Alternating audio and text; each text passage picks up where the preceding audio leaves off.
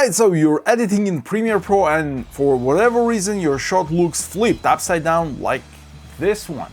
Let me fix it. This much better. Maybe it's a creative choice, maybe it's a mistake, but either way, you need to fix it.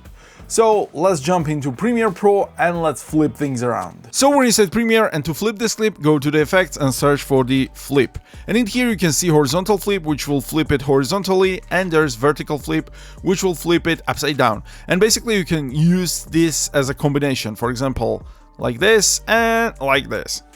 You can see that effect is stacked, horizontal flip and vertical flip.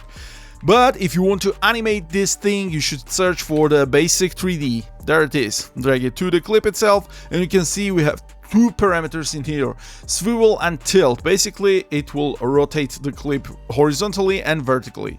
So what we need to do to animate, click on the stopwatch right here, go a couple of frames forward and type in 180 degrees, and boom. We have our animation, and this is it. And if you want to know how to auto scale videos in Premiere Pro, you should watch this video next.